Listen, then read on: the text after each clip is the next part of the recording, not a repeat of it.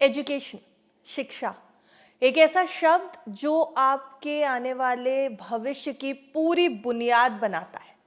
न सिर्फ डिग्री, न सिर्फ कॉपी किताब, न सिर्फ पढ़ाई लिखाई। एजुकेशन यानी शिक्षा एक ऐसा शब्द है, एक ऐसा पिलर है जो आने वाला भविष्य आपका और आपकी फ्यूचर जनरेशंस का तय करता है। इसलिए जब इनिशियल एजुकेशन की बात होती है, जब ऐसी शिक्षा की बात होती है जो आपके बुनियादी सालों को मजबूत करे, तो बात आती है उन सभी वैल्यूज की जो एक छोटे बच्चे में इम्बाइब होनी चाहिए। और आज स्कूल्स और एजुकेशन सिस्टम हर उस वैल्यू को उस बच्चे के अंदर इम्बाइब करने के लिए प्रतिबद्ध है।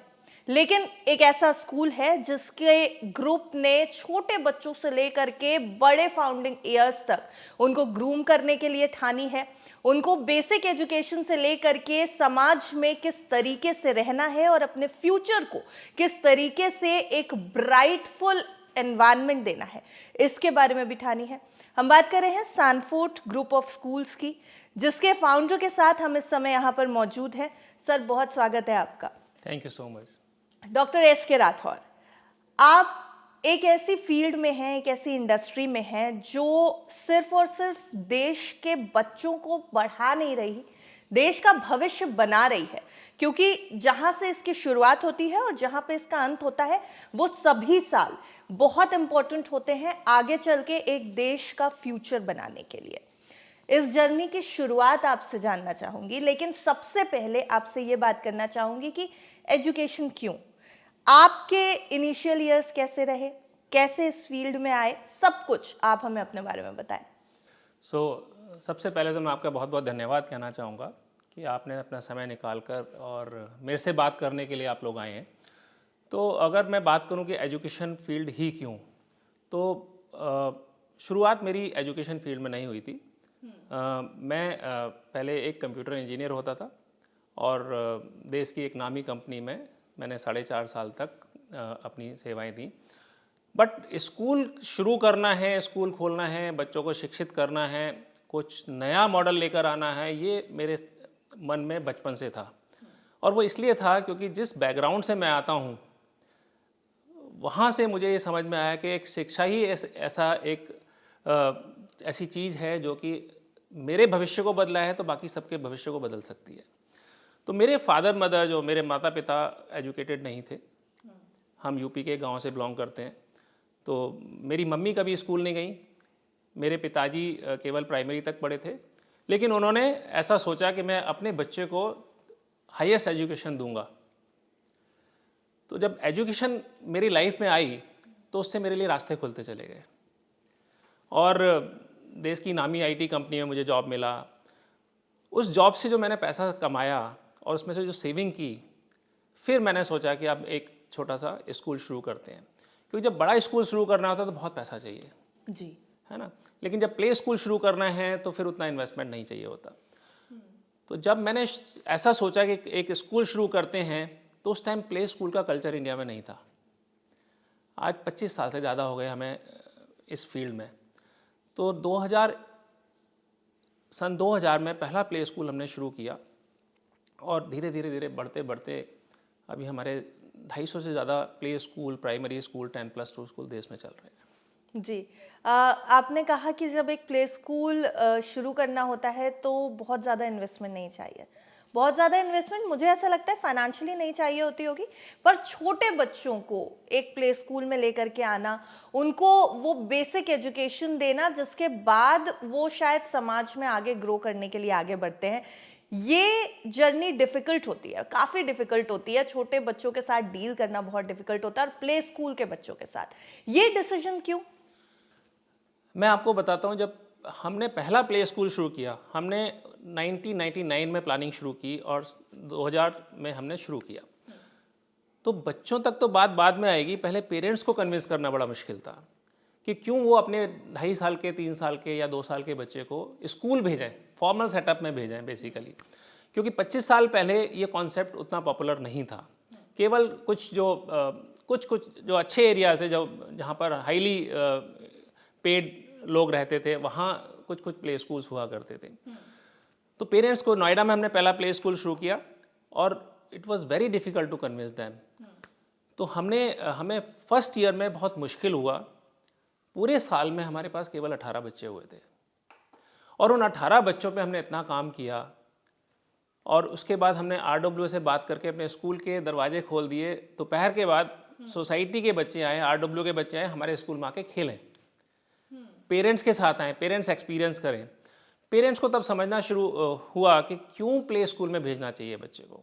तो ये तो पेरेंट्स को एजुकेट करने के लिए हमें काम करना पड़ा। अब जो आपने क्वेश्चन पूछा कि छोटे बच्चों पे एनर्जी की बहुत ज़्यादा इन्वेस्टमेंट होती है, मेंटल इन्वेस्टमेंट बहुत ज़्यादा होती है।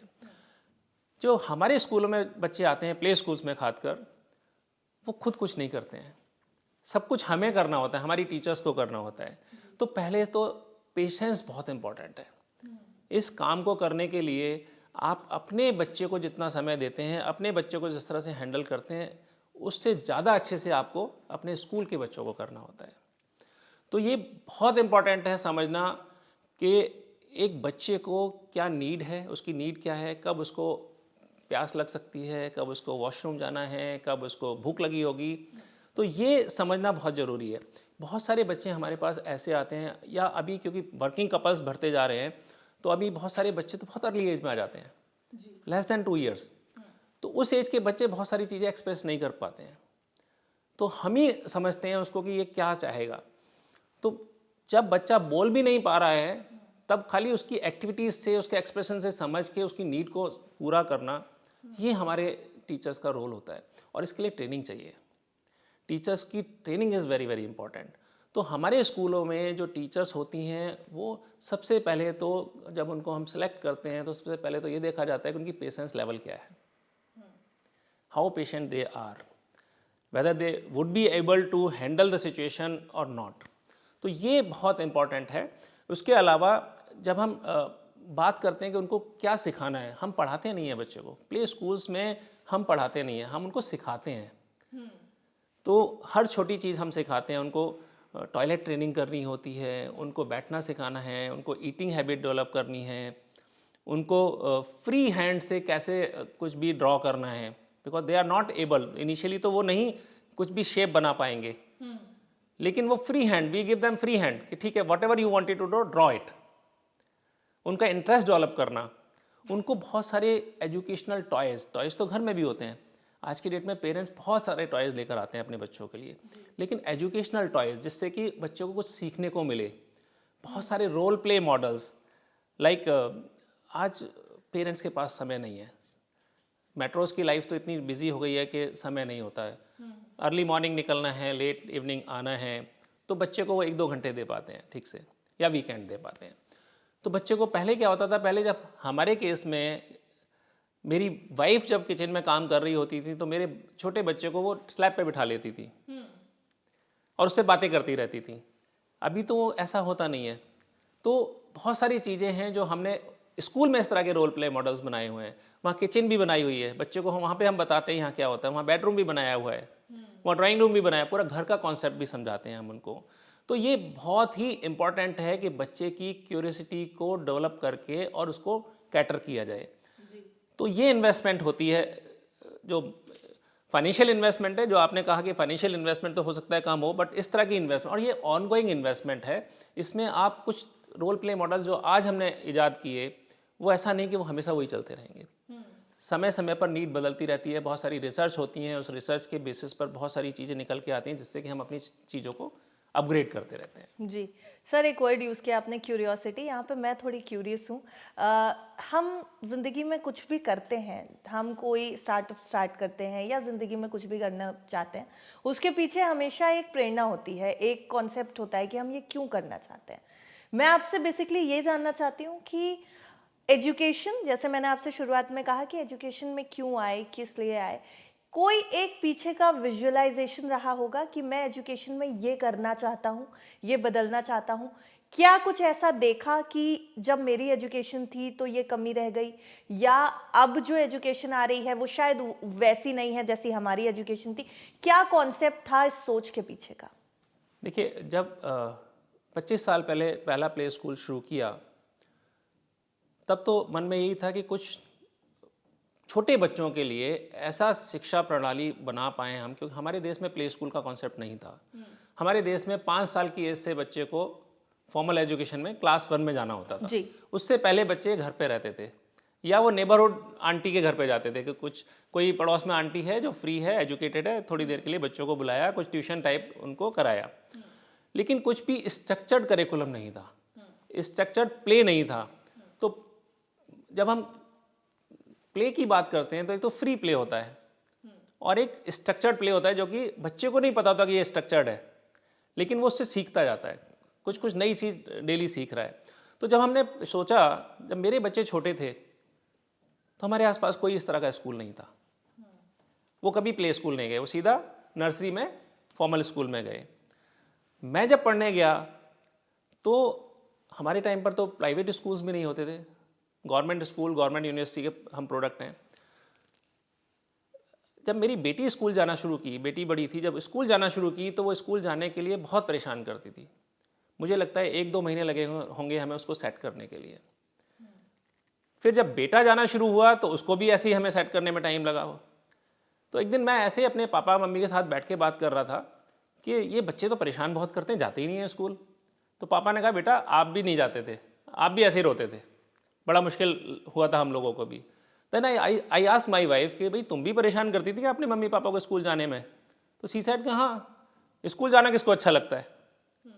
देन आई रियलाइज, और रादर वी बोथ रियलाइज कि प्रॉब्लम बच्चों में नहीं है, प्रॉब्लम एजुकेशन सिस्टम में है। जो 3 साल के बच्चे को, 2.5 साल के बच्चे को जिस तरह का एनवायरनमेंट मिलना चाहिए, वो एनवायरनमेंट स्कूल नहीं दे पा रहे हैं, इसलिए बच्चा स्कूल जाना पसंद नहीं करता है। तो हमने फिर सोचा कि हम एक ऐसा इंफ्रास्ट्रक्चर क्रिएट करते हैं, हम ऐसा एक मॉडल बनाने की कोशिश करते हैं जहां बच्चा पहली बार जब पेरेंट के साथ आएगा तब तो ऑब्वियसली रोएगा, क्योंकि हर बच्चे के एक सेपरेशन एंजाइटी होती है जब पेरेंट से दूर होता है, लेकिन अगले दिन नहीं रोएगा वो, ये पक्का है।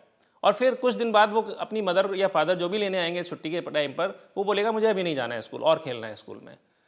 तो मैं अगर बात करूं एज ए बिजनेसमैन, मैं कितना सक्सेसफुल हूँ मुझे पता नहीं है, लेकिन इस चीज़ में बहुत सक्सेस हूँ कि हमारे जब बच्चे स्कूल में आते हैं तो 90% बच्चे तो पहले दिन से ही वो वहीं सेटल हो जाते हैं। और जब बच्चे को पेरेंट लेने आते हैं आफ्टरनून में तो वो जाना पसंद नहीं करते घर, इवन सैटरडे संडेज को भी कहते हैं स्कूल जाना है। तो हम जिस तरह का एक मॉडल बनाना चाहते थे जिसमें कि बच्चे खुशी खुशी जाएं, सीखें और फिर अपने पेरेंट्स को जाके भी सिखाएं, बहुत सारी चीज़ें वो पेरेंट्स को भी सिखाते हैं कि आज हमने ये सीखा, आज हमने ये सीखा। तो ये मॉडल हम बनाना चाहते थे, यही एक रीज़न था जिसकी वजह से हमने प्ले स्कूल शुरू किए और ग्रेजुअली फिर अपग्रेडेशन तो फिर प्राइमरी और 10+2 होता ही है उसका। जी। तो अब तक सैनफोर्ड की यात्रा की अगर मैं बात करूं, उसके सफ़र की बात करूं, कैसा रहा है? किस तरीके से एक्सपैंड किया है? कितने लोग अभी इन्वॉल्व्ड हैं इस पूरे आपके कॉन्सेप्ट में? देखिए, कोई भी यात्रा बहुत आसान तो होती नहीं है, और वो भी तब जब आप किसी भी एक ऐसी परिवार से बिलोंग नहीं करते हैं जहाँ की बहुत पैसा हो, क्योंकि जब बिज़नेस में आते हैं तो इन्वेस्टमेंट चाहिए होती है। हमने इन्वेस्टमेंट नहीं की है क्योंकि हमारे पास इन्वेस्टमेंट नहीं थी। हमने तो जो सैलरी से सेव किया उसी से इस बिज़नेस को आगे बढ़ाया है। तो आप समझिए कि शुरू के कुछ वर्ष, जैसे मैंने कहा कि पहली साल केवल 18 बच्चे थे हमारे पास, तो यू कैन अंडरस्टैंड कि 18 बच्चों की फ़ीस से स्कूल के खर्चे नहीं चल सकते, और उस टाइम फ़ीस भी 1200 रुपये हुआ करती थी। तो 1200 रुपये मतलब 1800 बच्चों से जो भी कलेक्शन आता था उससे सैलरीज और बाकी खर्चे नहीं हो पाते थे। तो we face so many of financial problem initially. शुरू में पैसे को लेके बहुत प्रॉब्लम्स हुई, पर ग्रेजुअली वी पिक्ड अप। धीरे धीरे धीरे धीरे हमने पेशेंस नहीं खोई, हम अपने मॉडल में कुछ कुछ ट्विक करते रहे जिससे कि पेरेंट्स को अट्रैक्ट कर, बेसिकली कन्विंस पेरेंट को करना था जी। तो वो धीरे धीरे होता चला गया। 9.5 ईयर जब 9.5 साल लगभग हो गए और हमारा एक स्कूल बहुत सक्सेसफुली चल रहा था, देन वी डिसाइडेड कि हमें एक और स्कूल खोलना चाहिए। फिर हमने एक और स्कूल खोला। फिर क्योंकि प्ले स्कूल उस टाइम बहुत ज़्यादा नहीं थे तो पेरेंट्स दूर दूर से अपने बच्चों को भेजते थे, कुछ हमारे ट्रांसपोर्ट से आते थे, कुछ पेरेंट खुद ड्रॉप करते थे। तो पेरेंट्स ने बोलना शुरू किया कि आप हमारे सेक्टर में क्यों नहीं खोल देते, आप हमारे एरिया में क्यों नहीं खोलते हैं। तो देन आई स्टार्टेड आस्किंग भाई डोंट यू स्टार्ट, आप स्टार्ट करो, हम सपोर्ट करते हैं। तो that was the time the franchise model came into the picture. तो जब ये हुआ कि पेरेंट्स ने बोलना शुरू किया कि आप फलां एरिया में खोलो, फलां एरिया में खोलो, बड़ी प्रॉब्लम होती है, 8 किलोमीटर दूर आना पड़ता है हम लोगों को, 10 किलोमीटर दूर आना पड़ता है, तो तब हमारे मन में आया कि भाई हम क्यों ना एक फ्रेंचाइज मॉडल बनाएं। तो हमारे शुरू के 10 फ्रेंचाइजी की बात करूं तो वो फ्रेंड्स और पेरेंट्स ही थे। पर जब फ्रेंचाइज मॉडल भी बन गया तो वो भी चलाना बहुत आसान नहीं था, क्योंकि हमें तो फ्रेंचाइजिंग की भी नॉलेज नहीं थी, हमें तो ये भी पता नहीं था इसको प्रमोट कैसे करना है, क्योंकि हमें तो एक स्कूल अपना चलाना था, 2 स्कूल चलाए तो वो तो अपने नियर बाय एरिया में ही प्रमोशन करना है। तो फर्स्ट ईयर फ्रेंचाइजिंग का भी बहुत टफ रहा, क्योंकि हमने एडवर्टीजमेंट पे बहुत पैसा खर्च कर दिया, और एक टाइम ऐसा आया कि हमें लगा कि अब हम एग्जॉस्ट होने वाले हैं फाइनेंशियली, देन वी स्टॉप ये एडवर्टीजमेंट। फिर ग्रेजुअली धीरे धीरे धीरे धीरे बढ़ते चले गए, और आज हमारे देश में लगभग 270 के आसपास प्ले स्कूल, प्राइमरी स्कूल और 10+2 स्कूल सक्सेसफुली चल रहे हैं। आज डायरेक्टली और इनडायरेक्टली लगभग 4-4.5 हज़ार लोग हमारे साथ काम करते हैं। एंड आप ऐसा समझ सकते हैं, कह भी सकते हैं कि हम वुमेन एम्पावरमेंट पे काम कर रहे हैं, क्योंकि सारे प्ले स्कूल्स में 100% staff inside the school is female. हमारे प्राइमरी और 10+2 स्कूल्स भी हैं, उसमें भी देखें तो हमारी टीचर्स, प्रिंसिपल्स सब मिला के 80% स्टाफ वुमेन है। हमारे फ्रेंचाइज पार्टनर में भी 70-75% वुमेन है। तो हम लोग वुमेन एम्पावरमेंट पे भी काम कर रहे हैं। जी, प्लेवे लर्निंग एक कॉन्सेप्ट है और अर्ली स्टेज फाउंडेशन एक कॉन्सेप्ट है जो सैनफोर्ड के साथ बहुत ही ज़्यादा, अगर मैं कहूँ तो मिक्सअप होता है। आपने इस कॉन्सेप्ट को बहुत अच्छे से अपनाया है। ये सोच कैसे आई कि हम इनिशियली बच्चों को, जैसे कि आप बहुत देर से हमें जो कॉन्वर्जेशन में है उसमें निकल के भी आया है कि हम स्टार्टिंग से ही स्कूल जाने की एक हैबिट दिलवाना चाहते थे और वो एनवायरनमेंट देना चाहते थे, लेकिन अर्ली स्टेज फाउंडेशन सिर्फ एक आदत डलवाने से नहीं होता, आपको ये भी बताना होता है कि भाई वैल्यूज़ जाएंगी बच्चे के अंदर, किस तरीके से उसे दूसरों के सामने अपने आप को प्रेजेंट करना है, क्या करना है। क्या इस तरीके का कॉन्सेप्ट भी आपने अपनाया? इसके पीछे क्या सोच थी? देखिए, पहले क्या होता था, पहले हम सभी लोग अपनी एक जॉइंट परिवार में रहते थे, है ना, संयुक्त परिवार, जिसमें कि दादा दादी और बच्चे और उनके पेरेंट्स सभी लोग एक साथ रहते थे। और जो थोड़ा बड़ा परिवार होता था, 2-3 भाई होते थे, वो सब भी एक ही साथ रहते थे। तो बच्चे बच्चों से सीखते थे। Basically peer group learning is very very important. बच्चे बच्चों से सीखते थे और संस्कार देने का काम ग्रैंड पेरेंट्स का होता था।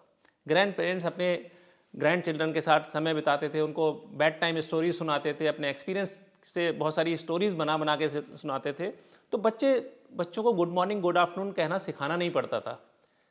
बच्चों को बड़ों के पैर छूने ये बताना नहीं पड़ता था, क्योंकि हम लोग अगर अपने पेरेंट्स के पैर छूते थे तो हमारे बच्चे अपने आप सीख जाते थे। तो लेकिन अभी समय बदल गया है। अभी ज़्यादातर लोग because of their job commitment अकेले रह रहे हैं, अपने पेरेंट्स के साथ नहीं रहे। तो ग्रैंड पेरेंट्स का जो साथ बच्चों को मिलना चाहिए था, वो बहुत सारे परिवारों में नहीं मिल पा रहा है। तो ये काम पेरेंट्स को करना है या फिर हम जैसे लोगों को करना है, जहाँ पर प्ले स्कूल में बच्चे आ रहे हैं। वही स्टेज है जो भी लर्निंग 0 to 5 ईयर्स तक होती है, 6 ईयर तक होती है, वो लर्निंग पूरी ज़िंदगी हमारे साथ रहती है। ये साइंटिफिकली प्रूव्ड है। अर्ली ईयर्स की जो लर्निंग है, इट विल रिमेन साइलेंटली और वट एवर यू से, कि ये आपके साथ जीवन भर रहेगी। बहुत सारी आदतें हैं जो अगर आप देखेंगे तो आपके बचपन की आदतें अभी तक चल रही हैं। जी, हम अपने पेरेंट्स से सीखते हैं। हम कई बार हमारी जो एक्सेंट है, हमारी जो बॉडी लैंग्वेज है, हमारा खड़े होने का तरीका है, या हमारे ड्रेस सेंस है, ये हमने अपने पेरेंट्स से, ग्रैंड पेरेंट्स से, अपने फैमिली से, अपने नेबरहुड से पिकअप की है। बहुत सारी चीज़ें हम सीखते हैं अपने बड़ों से, अपने परिवार से। तो ये सब चीज़ें अभी डाइल्यूट हो गई हैं थोड़ा, क्योंकि ग्रैंड पेरेंट्स साथ नहीं रहते हैं ज़्यादातर परिवार में। पेरेंट्स के पास समय नहीं है। अब जैसे आप लोग मीडिया में हैं, लेट इवनिंग तक काम कर रहे हैं, जब तक घर पहुंचेंगे शायद बच्चा सो जाए। 1-2 घंटे आप बच्चे से मिल पाते हैं। उस टाइम में केवल बच्चे को प्यार ही कर रहे होते हैं हम लोग। उसको संस्कार बिल्डिंग का टाइम, वो ऐसा कोई सेशन तो रखा नहीं जाता बच्चे के लिए घर पे, वो तो बाय डिफ़ॉल्ट ही होता है। तो वो सब नहीं हो पा रहा है। तो ये हमारी जिम्मेदारी और बढ़ जाती है। तो क्या ये मॉडल जो आपने अपने स्कूल में अपनाया, इस तरीके से हम बच्चों को आगे करेंगे, क्या कुछ बदलाव देखा? गेम चेंजर अगर मैं बोलूँ कि आज की जो अब जो बच्चे आ रहे हैं, या जब से ये स्कूल शुरू हुआ तब से जिन बच्चों ने आपके साथ जुड़ाव रखा है, उनके बिहेवियर में किसी तरीके का चेंज, एक गेम चेंजर मॉडल बोलूँ मैं इसको? देखिए, बहुत सारे बच्चे जो आते हैं हमारे स्कूलों में फर्स्ट डे, वो कई बच्चे ऐसे होते हैं जो इंटरेक्ट भी नहीं कर रहे होते हैं क्योंकि उनको आदत नहीं है। तो हमारे यहाँ ये बहुत ही इम्पॉर्टेंट है कि सारे टीचर्स को भी पता है और ये पार्ट ऑफ करिकुलम है। वॉट एवर वी डिलीवर, हम जैसे मैंने बताया, हम पढ़ाते नहीं, हम तो सिखाते हैं। तो बच्चों को सोशलाइज कराना, जितने भी डेज होते हैं पेरेंट्स से रिलेटेड, ग्रैंड पेरेंट्स से रिलेटेड, सेलिब्रेशंस, फेस्टिवल कैसे सेलिब्रेट करने हैं, तो हम बिल्कुल डेमोक्रेटिक तरीके से सारे फेस्टिवल सेलिब्रेट करते हैं बच्चों के साथ में। उनको उनकी इम्पोर्टेंस समझाते हैं कि अगर दिवाली है तो क्यों सेलिब्रेट करना है, अगर ईद है तो क्यों सेलिब्रेट करना है, तो उनकी what is the story behind, तो वो सब भी हम बताते हैं। ग्रैंड पेरेंट्स की, हम जो ग्रैंड पेरेंट्स को स्टोरी सुनानी होती थी वो हमारे स्कूल में भी सुनाई जाती हैं। हम आज की डेट में हम लगभग 78-79 ईयर्स हो गए आज़ादी को, पर हमारे जब हम स्कूल जाते थे तो हमें वो सब कहानियाँ बताई जाती थी फ्रीडम फाइटर की। आज स्कूलों में वो ख़त्म हो गई हैं, लेकिन हमारे स्कूलों में बीच बीच में वो सब भी बताया जाता है। तो ये बहुत इंपॉर्टेंट है कि हमारी अगली जनरेशन जो है, जो आज बच्चा हमारे स्कूल में आ रहा है 2 साल का, वो अब से लगभग 22-23 साल बाद अपनी प्रोफेशनल लाइफ में एंटर करेगा। हमें नहीं पता वो क्या बनने वाला है, आपको एज ए पेरेंट भी नहीं पता क्या बनने वाला है, लेकिन जो उसकी फाउंडेशन ईयर्स में जो लर्निंग है, जो इमोशनली कितना स्ट्रांग है, वो पर्सनली कितना स्ट्रांग है, वैल्यू सिस्टम कितना स्ट्रांग है, ये लाइफ लॉन्ग उसको हेल्प करेगा। तो ये बहुत इंपॉर्टेंट है। और कुछ कुछ केसेस में, नॉट सभी जगह, हमें कई बार ऐसा लगता है कि पेरेंट्स ने एडमिशन करा के अपनी पेरेंटिंग को आउटसोर्स कर दिया है हमें, कि वो मतलब सब कुछ स्कूल से एक्सपेक्ट करते हैं। पर मैं आपके इस प्लेटफॉर्म के माध्यम से सभी पेरेंट्स से विनती करना चाहूँगा कि ये बच्चे हैं, एक बार ये बचपन निकल गया तो फिर आप इनका बचपन तो एंजॉय नहीं कर पाएंगे। तो ये बचपन बच्चों का एंजॉय करें, इनके साथ समय बिताएं, वो बहुत इंपॉर्टेंट है। वो बच्चे अपने आप सीखेंगे, आपको सिखाने की ज़रूरत नहीं है। जी। जब एजुकेशन की बात होती है तो बहुत सारे रिफॉर्म्स बहुत सारे सालों में सरकार की तरफ से भी किए गए हैं। Rathore sir, national education policy 2020 आई, एनईपी 2020, जिसे हम और आप आम तौर पर जानते हैं। उसके आने के बाद बहुत दावे सरकार की तरफ से तो किए ही जा रहे हैं कि काफ़ी कुछ चेंज आया है, एजुकेशन को लेकर के बहुत बदलाव हुए हैं। आप इसी इंडस्ट्री में हैं, क्या बदलाव आपने महसूस किए, और क्या आपको लगता है कि ये जो बदलाव हुए हैं वो बेटर कर रहे हैं अब हमारे एजुकेशन सिस्टम को? देखिए, मैं अपनी सरकार का बहुत धन्यवाद करना चाहूँगा कि उन्होंने रिफॉर्म किया एजुकेशन सिस्टम में। ये बहुत पहले हो जाने चाहिए थे। हम लोग पिछले आई थिंक 35-36 साल बाद दोबारा से एजुकेशन पॉलिसी आई। एजुकेशन पॉलिसी जो अभी आई है, इसको अगर जो लिखा है उस पॉलिसी में, अगर उसी तरह से 100% इसको बिल्कुल ज़मीन पर ले आएँ, हम लोग इसको इम्प्लीमेंट कर दें, तो I think this is going to be game changer in the students life. अभी क्या है, अभी तक आज भी हम बात करते हैं, जब मैं स्कूल जाता था तो 90% पेरेंट्स की इच्छा होती थी कि मेरा बच्चा इंजीनियर बन जाए या डॉक्टर बन जाए। मेरे बच्चे जब स्कूल जाने शुरू हुए तो तब भी 90% पेरेंट्स की इच्छा यही होती थी कि वो इंजीनियर या डॉक्टर बन जाए।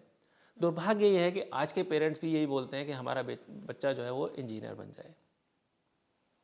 तो मैं जब तक ये समझता हूँ, जब तक पेरेंट्स के मन से ये नहीं निकलेगा कि बच्चे को इंजीनियर ही बनाना है या बच्चे को डॉक्टर ही, अभी तो डॉक्टर कम बनाते हैं, इंजीनियर्स की ज़्यादा बात होती है, आईटी में जाना है बच्चे को, जब तक ये नहीं निकलेगा मन से, तब तक एजुकेशन पॉलिसी का डायरेक्टली बच्चे को फ़ायदा नहीं होगा। नेशनल एजुकेशन पॉलिसी 2020 ये कहती है कि whatever child wanted to learn, he should be free to pick up the subject. वो साइंस के साथ, अगर फिजिक्स के साथ में उसको ज्योग्राफी पढ़नी है, हिस्ट्री पढ़नी है, तो उसको अलाउ करना चाहिए कि वो पढ़ सके। मेरा इंटरेस्ट, मैंने पूरी जो अपनी एजुकेशन की है वो फिजिक्स में की है, लेकिन फिजिक्स के साथ में मुझे हिस्ट्री भी बहुत अच्छी लगती थी। कारण ये है कि हिस्ट्री से मुझे पता लगता था कि मेरा जो पहले का इतिहास जो था देश का, वो क्या था। लेकिन हिस्ट्री तो फिजिक्स के साथ में चलती नहीं थी। मुझे फिजिक्स के साथ केमिस्ट्री लेनी थी, बायोलॉजी लेनी थी, मैथमेटिक्स लेना था, इंग्लिश लेना था, यही लेके मैंने 12th पास किया। पर अभी नेशनल एजुकेशन पॉलिसी बच्चों को ये अधिकार देती है कि वो अपनी चॉइस के सब्जेक्ट पढ़ें और उसके हिसाब से वो अपने एग्ज़ाम लिखें और आगे जाके अपनी चॉइस के सब्जेक्ट्स में वो हायर एजुकेशन में जाएं। तो नेशनल एजुकेशन पॉलिसी को मैं 2 लेवल पे आपसे बताना चाहूँगा। पहली बात, हम जो प्ले स्कूल चला रहे हैं पिछले 25 साल से, 25 साल पहले प्ले स्कूल्स को कोई मान्यता नहीं थी। नेशनल एजुकेशन पॉलिसी 2020 आने से पहले तक कोई मान्यता नहीं थी। हमें नहीं पता था कि हमें कोई प्रॉब्लम है तो हम किसके पास जाएंगे, which department we should go for any problem. Education department के साथ जाएंगे या चाइल्ड एंड वुमेन वेलफेयर के पास जाएंगे, हमें नहीं पता था क्योंकि कोई हमें ऑन नहीं करता था डिपार्टमेंट। लेकिन नेशनल एजुकेशन पॉलिसी 2020 आने के बाद से 3 साल की एज से हर बच्चे को ये अर्ली चाइल्डहुड एजुकेशन लेनी है। तो अभी हम लोगों का एक डिपार्टमेंट हो गया है। बहुत सारे स्टेट्स में ये एजुकेशन मिनिस्ट्री के अंदर में आता है, बहुत सारे स्टेट्स में ये child and women welfare ministry के अंदर में आता है। गाइडलाइंस आ गई हैं। पहले क्या था, जब प्ले स्कूल की बात करते हैं तो प्ले स्कूल मतलब खेलने के लिए जगह तो होनी चाहिए बच्चों के लिए, वो 2 कमरे में स्कूल नहीं चलना चाहिए। तो जब तक ये गाइडलाइंस नहीं थी, जब तक गवर्नमेंट ने रेगुलेशंस नहीं बनाई थी, तब तक कोई भी 2 कमरे के स्कूल में भी प्ले स्कूल खोल सकता था। बट अभी हर बच्चे के हिसाब से कुछ एरिया स्पेसिफाइड है, तो बच्चों को एक अच्छा इंफ्रास्ट्रक्चर मिलेगा। इससे एक कोर्स कंटेंट भी आ गया है। नेशनल एजुकेशन पॉलिसी के बाद में नेशनल एजुकेशन फ्रेमवर्क भी आया, NCF आया है, नेशनल करिकुलम फ्रेमवर्क।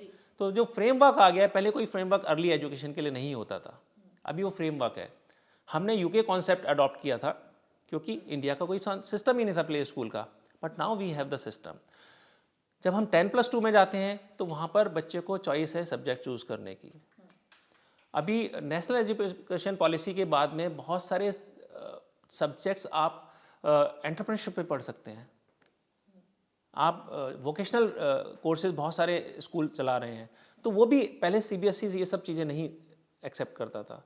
अभी CBSE के हिसाब से या किसी भी स्टेट बोर्ड के हिसाब से आप जो भी सब्जेक्ट्स सारे अवेलेबल हैं, कोई भी आप चूज़ कीजिए और आपको 10th पास 12th पास का सर्टिफिकेट मिल जाता है। तो ये बहुत बड़ा रिफॉर्म है। अभी इसमें टाइम लगेगा थोड़ा, अभी बहुत समय लगेगा क्योंकि इतना बड़ा देश है और एजुकेशन वैसे भी स्टेट सब्जेक्ट है। सेंटर का रोल है वो पॉलिसीज़ बना के स्टेट को देते हैं। जैसे अगर हम बात करें तो कुछ स्टेट्स ने ये 1 साल पहले इम्प्लीमेंट की पॉलिसीज़, कुछ स्टेट ने इसी जो सेशन चल रहा है इसी सेशन में इम्प्लीमेंट की है। तो पूरे देश में जब ये एजुकेशन सिस्टम इम्प्लीमेंट होगा तो मुझे लगता है कि बच्चों का बहुत फ़ायदा होने वाला है। जी, आपने कहा ये स्टेट के ज्यूरिसडिक्शन में आता है, नेशनल लेवल पे पॉलिसी बना दी जाती है। तो अगर स्टेट लेवल पे बात करें, उत्तर प्रदेश में हम और आप इस समय मौजूद हैं और आपके स्कूल्स भी यहाँ पर चल रहे हैं। पॉलिसीज़ उत्तर प्रदेश सरकार की भी हैं। उन पॉलिसीज़ को इस समय कैसे रेट करेंगे? क्या उनके कारण कोई बदलाव स्टेट एजुकेशन में आपको देखने को मिल रहा है? देखिए, हमारी तो जन्मभूमि और कर्मभूमि दोनों उत्तर प्रदेश है ना। हमारा पहला स्कूल ही उत्तर प्रदेश से शुरू हुआ। अभी हम लगभग 20 स्टेट्स में हैं पूरे देश में। तो उत्तर प्रदेश में जब से योगी सरकार है, तब से योगी जी ने चीफ मिनिस्टर बनने के बाद तुरंत ही ये ऑर्डर किए थे कि हम CBSE के जो करिकुलम है यूपी बोर्ड में भी वही चलाएंगे। तो ये बहुत बड़ा एक स्टेटमेंट था किसी भी चीफ मिनिस्टर का स्टेट के लिए, एजुकेशन सिस्टम को अपग्रेड करने के लिए। जब स्कूल एजुकेशन की बात करें, यूपी बोर्ड और सेंट्रल बोर्ड दोनों में बहुत बड़ा गैप होता था। Central board was always ahead of any state board क्योंकि उनकी रिसर्च बहुत होती है, उनकी अप्रोच बिल्कुल अलग होती है। तो सबसे पहला काम जो नेशनल एजुकेशन पॉलिसी आने से पहले भी जो योगी जी ने किया स्टेट के लिए स्कूल एजुकेशन में, वो ये किया कि विल अडॉप्ट CBSE करिकुलम। उसके बाद नेशनल एजुकेशन पॉलिसी जब आई तो मेरी बहुत सारे अधिकारियों से मीटिंग हुई समय समय पर। एक अधिकारी जो हमारी प्राइमरी एजुकेशन देखते थे, मेरी उनसे जब मीटिंग हुई तो हमने उनको कहा कि आप जो सरकार ने कहा है 3 से 6 साल के बच्चे को प्ले स्कूल में आना चाहिए, हर बच्चे को जाना ज़रूरी है, तो उसके लिए कुछ थोड़ा फास्ट कराइए। तो आई एम सो हैप्पी कि वो बात सुनी गई और उस पर काम हुआ है। तो अभी यूपी की बात करें तो यूपी तो मुझे लगता है सभी चीज़ों में आगे चल रहा है। तो एजुकेशन में भी उन्होंने बिल्कुल at part to the centre काम किया है और हमें कहीं पे भी कोई परेशानी ऐसी महसूस हो नहीं रही कि हमारे यूपी के स्कूलों में इम्प्लीमेंटेशन में डिले हो रहा है। मतलब ग्राउंड लेवल पर ग्राउंड आपको लेवल वो पे काम दिखाई यूपी दे में रहा ग्राउंड लेवल पे काम हो रहा है और हम कहीं भी अगर एजुकेशन डिपार्टमेंट में किसी भी अधिकारी के पास भी जाते हैं तो हमारी बात सुनी जाती है। सुन के उस पर काम कितना होगा, कितनी जल्दी होगा, वो एक अलग विषय है, क्योंकि वो पूरा सिस्टम है, उसमें थोड़ा टाइम लग सकता है, बट वो सुन के काम होता है। तो एजुकेशन में भी बाकी चीज़ों में जैसे यूपी सबसे आगे चल रहा है आज की डेट में, एजुकेशन में मुझे लगता है कि यूपी किसी भी और स्टेट से पीछे तो नहीं है। अच्छा, जब बात आप कर रहे हैं कि हमारी बात सुनी जाती है, तो एक टर्म आता है ईज ऑफ डूइंग बिजनेस। देखिए, एजुकेशन जैसे बाकी इंडस्ट्रीज ग्रो कर रही हैं, एजुकेशन भी एज अ इंडस्ट्री ग्रो करने लगा है। पहले एजुकेशन को सिर्फ शिक्षा का माध्यम समझा जाता था, लेकिन अब क्योंकि ग्रोथ बढ़ गई है तो इसको थोड़ा बिजनेसेस की तरह, थोड़ा इंडस्ट्री की तरफ भी लेके जाया जाता है। तो वो जो ईज ऑफ डूइंग बिजनेस है वो यहाँ भी अप्लाई होता है। क्या आपको लगता है कि अभी फिलहाल यूपी में आपको थोड़ा ईज मिल रहा है डूइंग बिजनेस? देखिए, इन दैट वे अगर मैं बात करूं तो जब हमने पहला प्ले स्कूल नोएडा में शुरू किया तब से आज तक हमें ऐसा कोई परेशानी हुई नहीं है। और जब हम 10+2 या प्राइमरी स्कूल की बात करते हैं तो वहाँ पर गवर्नमेंट के इन्वॉल्वमेंट ज़्यादा होता है। 10+2 स्कूल के लिए हमें स्टेट से एनओसी लेने पड़ती है, फिर सीबीएसई में अप्लाई करना होता है अगर सीबीएसई एफिलिएशन लेनी है। तो ऐसा कोई प्रॉब्लम आती नहीं है। स्कूल्स को लेके पहले भी शायद पहले की सरकारों ने भी कोई ऐसा पहले स्लो था सिस्टम, अब थोड़ा फास्ट हो गया है। That is the only difference. ये रिफॉर्म आया है। ओके। हाँ, अदरवाइज स्कूलों को कभी कोई परेशानी ऐसा मुझे लगता नहीं है कि हुई है जिसकी वजह से हमें अपने काम को करने में मुश्किल आ रही हो, ऐसा नहीं है। सर, एजुकेशन में इस समय जब हम बात करते हैं एज एन इंडस्ट्री, इक्विटी को सुनिश्चित करना भी एक बहुत बड़ा जो है वो दायित्व भी है और बहुत चैलेंजिंग भी होता है। सैनफोर्ड के टर्म्स में इसको कैसे करते हैं? इक्विटी, आप अगर फाइनेंसिस के पॉइंट ऑफ व्यू से बात कर रहे हैं तो मैं बताना चाहूँगा कि जो प्ले स्कूल्स हैं वो फॉर प्रॉफिट हैं, लेकिन 10+2 स्कूल्स अभी भी नॉट फॉर प्रॉफिट हैं। तो मैं तो बहुत जगह रिप्रेजेंटेशन हमारी एसोसिएशन दे चुकी हैं और हम लोग बहुत ही वोकल हैं कि जब हम अगर आपको देश में अच्छी स्कूली शिक्षा चाहिए तो प्राइवेट प्लेयर्स चाहिए आपको। आज की डेट में लगभग 50% 50-50 का रेशो है लगभग, कि 50% बच्चे प्ले स्कूल प्राइवेट स्कूल्स में जा रहे हैं और लगभग 50% ही सरकारी स्कूलों में जा रहे हैं। और शिक्षा का स्तर मुझे कहने की ज़रूरत नहीं है, बहुत ही अलग होता है, क्योंकि अकाउंटेबिलिटी यहाँ ज़्यादा है।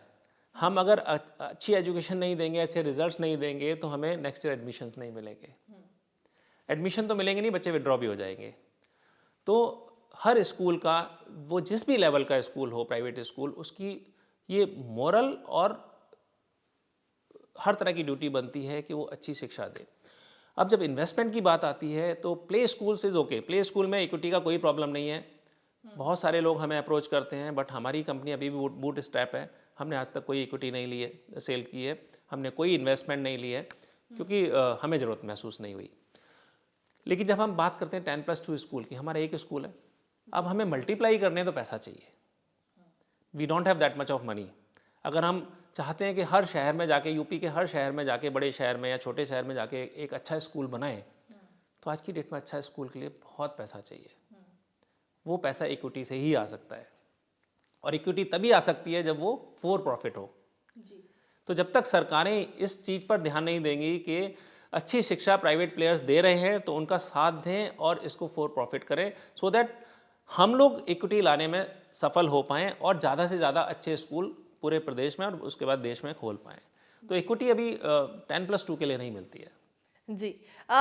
जब बात यहाँ पर आपने करी दी है प्राइवेट स्कूल्स और गवर्नमेंट स्कूल्स की, तो एक सवाल यहाँ पर यह भी बनता है, हम अक्सर सुनते हैं, आप भी इस इंडस्ट्री में अक्सर सुनते होंगे कि प्राइवेट स्कूल्स में भले ही फैसिलिटीज़ बहुत हों, बहुत सारे कन्वीनियंस ऑप्शंस हों, लेकिन हर किसी की पहुंच उन प्राइवेट स्कूल्स तक नहीं हो पा रही है।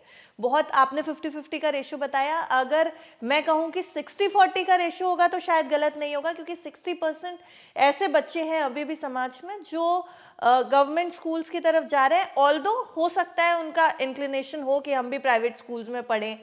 तो क्या ऐसा कुछ कॉन्सेप्ट है, ऐसी कोई पहल है कि वो बच्चे जो बहुत ज़्यादा लेवल पर प्राइवेट स्कूल के फाइनेंसेस अफोर्ड ना कर पाते हों, उनको भी उस तरीके की एजुकेशन मिले? देखिए उसके लिए ऑलरेडी सरकारों ने प्रोविज़न रखा है। शिक्षा का अधिकार जो आप नियम बनाए, कानून जो है शिक्षा का अधिकार, उसमें हर प्राइवेट स्कूल को 25% बच्चे बीपीएल कैटेगरी से लेने होते हैं, जो कि वो हमारे अधिकार क्षेत्र में भी नहीं आता कि किसको एडमिशन देना है, किसको नहीं देना है। वो अधिकार क्षेत्र सुरक्षित है हमारे एजुकेशन ऑफिसर्स के पास में। तो वहाँ डिस्ट्रिक्ट एजुकेशन डिपार्टमेंट से एडमिशन करके भेजे जाते हैं और स्कूल को उनको वही शिक्षा देनी है, वही क्लासरूम देना है, वही स्पोर्ट्स फैसिलिटी देनी है, वही लैब्स देने हैं जो कि बच्चे फ़ी पे करके आ रहे हैं। तो मुझे लगता नहीं है कि कोई इस तरह की प्रॉब्लम है। हाँ, लेकिन स्कूल्स के बहुत सारे लेवल्स हैं फाइनेंशियली। आपको प्राइवेट स्कूल की अगर बात करें तो छोटे शहरों में वो शायद 500 रुपये वाला फीस का भी मिल जाएगा, और अगर यहाँ दिल्ली एनसीआर की बात करें तो वो आपको 20,000 रुपये मंथली फीस वाला भी मिल जाएगा। तो according to the financial status of the parent वो स्कूल्स की सुविधाएं हैं, ठीक है। लेकिन चाहे वो 500 रुपये फीस वाला स्कूल है, चाहे वो 5,000 फीस वाला है, चाहे वो 20,000 मंथली फीस वाला स्कूल है, सभी में 25% बच्चे डिस्ट्रिक्ट एजुकेशन डिपार्टमेंट के पास अधिकार सुरक्षित है कि वो वहाँ पर बच्चे एडमिशन करके भेजते हैं और उन स्कूलों को उन बच्चों को सेम शिक्षा देनी होती है जी। तो मुझे लगता है कि ये समन्वय जो है स्कूलों और शिक्षा विभाग के बीच में, ये इस खाई को धीरे धीरे पाटता चला जाएगा और एक समय ऐसा आएगा कि सभी बच्चे लगभग, और सरकारें भी कोशिश कर रही हैं कि जो हमारे जो सरकारी स्कूल हैं उनका स्तर भी ऊंचा करने में काफ़ी कोशिश कर रही हैं सरकारें जी। तो शायद धीरे धीरे वो सब चीज़ें बराबर आ जाएंगी। एजुकेशन की बात कर रहे हैं राठौर सर, और आज का कॉन्सेप्ट एजुकेशन से जुड़ा हुआ है आर्टिफिशियल इंटेलिजेंस या रोबोटिक्स। बहुत तेज़ी से एजुकेशन सिस्टम में इसने एंट्री ली और उसके बाद अपने पैर पसारे। क्या आप देख रहे हैं लर्निंग प्रोसेस को आने वाले सालों में बदलता हुआ तेज़ी से? आपका क्या टेक है एआई और रोबोटिक्स के ऊपर? देखिए, हम लोग आज की डेट में टेक्नोलॉजी को इग्नोर नहीं कर सकते। हम एजुकेशन को बिना टेक्नोलॉजी के देखना थोड़ा शायद बेईमानी होगी अगर मैं बोलूँगा अभी तो। लेकिन इसमें एक लिमिटेशन है जो हमें लाइन ड्रॉ करनी पड़ेगी कि किस एज से, at what age children should be expose to the technology. अभी जो हम देखते हैं छोटे बच्चे को, 2 साल के बच्चे को भी मोबाइल पे हम कुछ दिखा रहे होते हैं, पेरेंट्स ही। हम लोग तो मोबाइल देते नहीं हैं स्कूल्स में। तो मुझे आपके इस प्लेटफॉर्म के माध्यम से सभी पेरेंट्स से ये भी विनती करनी होगी कि बच्चे को एक सर्टेन एज तक, एटलीस्ट जब तक वो 7-8 साल का ना हो जाए, उसको टेक्नोलॉजी से थोड़ा दूर रखें। अगर टीवी देखना है या कुछ कार्टून देखना है तो लिमिटेड टाइम के लिए, एजुकेशनल वीडियोस दिखाएं या तो लिमिटेड टाइम के लिए। अभी क्या है कि पेरेंट्स क्योंकि बिजी हैं तो वो बच्चे को मोबाइल पकड़ा देते हैं, अच्छा ये गेम खेलते रहो तुम। तो उससे क्या है कि हम अपने स्कूलों में देख रहे हैं बहुत सारे बच्चे ऐसे आ रहे हैं जिनकी स्पीच प्रॉब्लम है, जिनकी कंसंट्रेशन की प्रॉब्लम है, जो सेंटेंस फॉर्म नहीं कर पाते हैं, जो वर्ड्स ठीक से प्रोनाउंस नहीं कर पाते हैं, जो सोशलाइज नहीं कर पाते हैं, जस्ट बिकॉज एक तो न्यूक्लियर फैमिलीज़ हैं और साथ में पेरेंट्स ने या मदर फादर दोनों ऑफिस गए हैं और पीछे तो वहाँ नैनी है, नैनी के साथ में बच्चा है, तो नैनी ने उसको मोबाइल पकड़ा दिया कि तू इस पर खेलता रहे, मैं अपना आराम से बैठी हूँ। तो बच्चे में ये सारी डेफिशिएंसी आ रही है बहुत सारे बच्चों में, तो हमें इससे थोड़ा सा सावधान रहना पड़ेगा। लेकिन जैसे ही बच्चा प्राइमरी एजुकेशन के ऊपर जाता है तो हम टेक्नोलॉजी को इग्नोर नहीं कर सकते। हमें टेक्नोलॉजी से, चाहे वो रोबोटिक्स है, चाहे वो एआई है, या बहुत सारी एप्लीकेशंस हैं, आर्टिफिशियल इंटेलिजेंस से हम बहुत सारी चीज़ें कर सकते हैं। बच्चे के बिहेवियर को हम देख सकते हैं, बच्चे के लर्निंग इंटरेस्ट को हम स्टडी कर सकते हैं। रोबोटिक्स से हम लोग इंडस्ट्रीज़ में देखते हैं वो बच्चे स्कूल्स में बना रहे होते हैं उनके मॉडल्स। तो ये बहुत इंपॉर्टेंट है, वी कैन नॉट इग्नोर। दूसरा क्या है कि अभी बहुत सारी एप्लीकेशन है, आपने देखा होगा कि छोटी छोटी एप्लीकेशन हैं जिसकी वजह से बच्चे ने, I want don't want to take the name of any organisation, but उनकी एप्लीकेशन डाउनलोड करके IIT JEE क्लियर कर लिया बच्चे ने, क्योंकि उसके पेरेंट्स के पास में उतना पैसा नहीं था कि महंगी कोचिंग दे पाएँ। जी।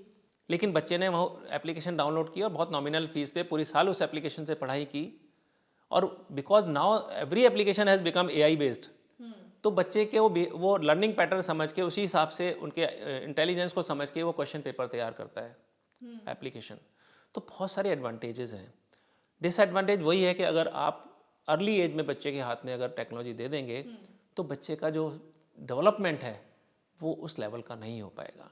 और मैं देख पा रहा हूँ कि आने वाले टाइम में ये जो यूज़ है आर्टिफिशियल इंटेलिजेंस का, ये बहुत तेज़ी से बढ़ेगा और ये फ़ायदेमंद है, बहुत फ़ायदेमंद है। आप देखिए कि इंडस्ट्रीज़ और स्कूल के बीच में एक समन्वय होना बहुत ज़रूरी है।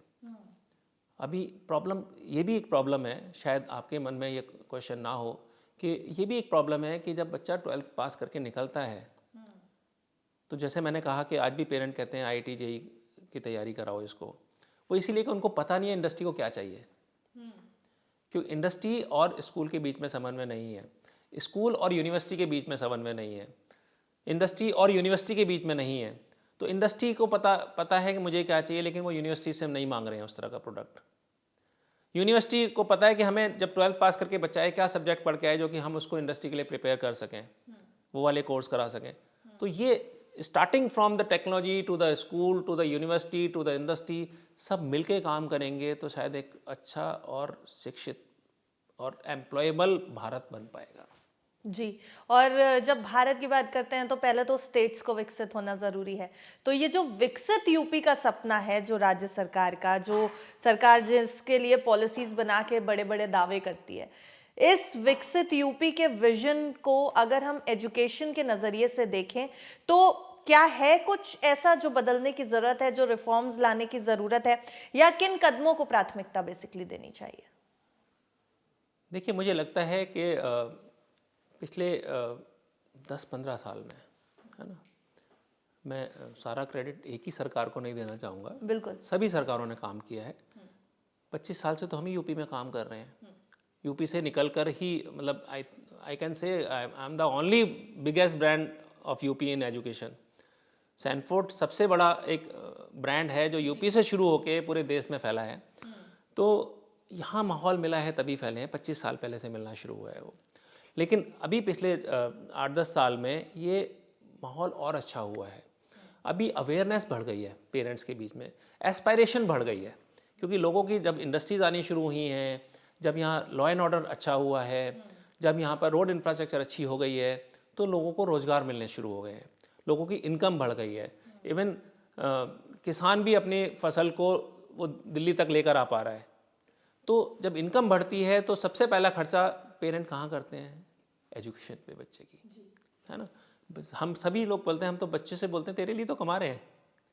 तो जब बच्चे के लिए कमा रहे हैं तो अगर किसी भी रूप में इनकम आ रही है तो सबसे पहला पेरेंट की इच्छा होती है कि मैं एक अच्छी एजुकेशन अपने बच्चों को दे पाऊँ। इसीलिए अगर आप, क्योंकि आप तो मीडिया से हैं, आप देखते होंगे कि पिछले कुछ सालों में यूपी में प्राइवेट स्कूल्स बहुत खुले हैं, प्राइवेट यूनिवर्सिटीज़ भी बहुत आई हैं, क्योंकि अब लोगों की पेइंग कैपेसिटी यूपी की बढ़ गई है। लोगों के पास पैसा है, पैसा होगा तो सबसे पहले वो बच्चे की एजुकेशन पे खर्च करेंगे। तो मुझे लगता है कि पिछले कुछ सालों में माहौल बदला है यूपी का, और ये ट्रेंड अगर ऐसे ही कंटिन्यू रहा तो मुझे ये कहते हुए कोई हिचक नहीं है कि यूपी शायद सबसे आगे एजुकेशन में हो जाएगा। जी।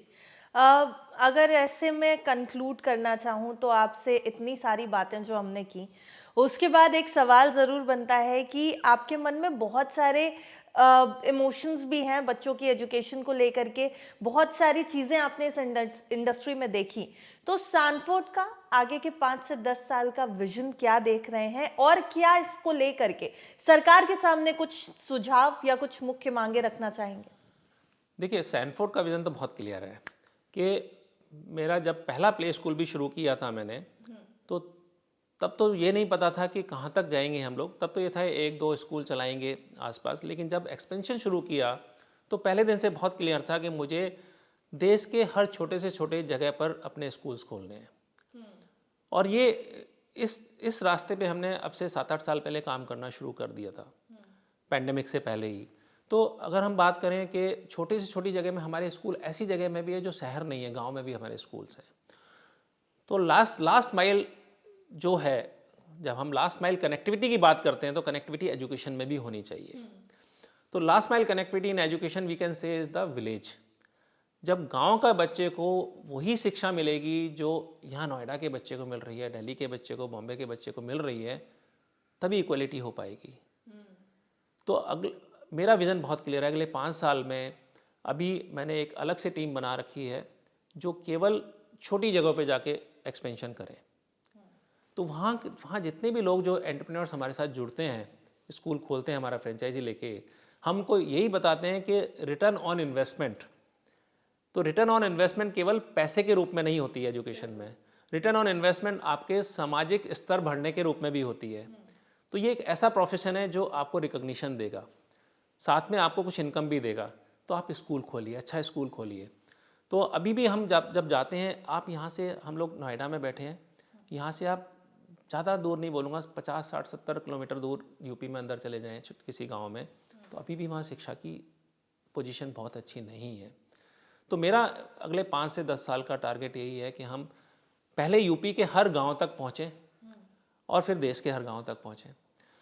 सरकार से केवल एक ही मेरी गुजारिश है कि हमारे काम में हमारा सहयोग करें, और अगर पॉसिबल हो पाए तो ये फॉर्मल स्कूल का जो है इसको फॉर प्रॉफिट कर दें, जिससे हम इक्विटी ला पाएँ, हमारे जैसे जितने भी प्राइवेट प्लेयर्स हैं, और ज़्यादा से ज़्यादा अच्छे स्कूल हम पूरे देश में, पूरे प्रदेश में और देश में खोल पाएँ।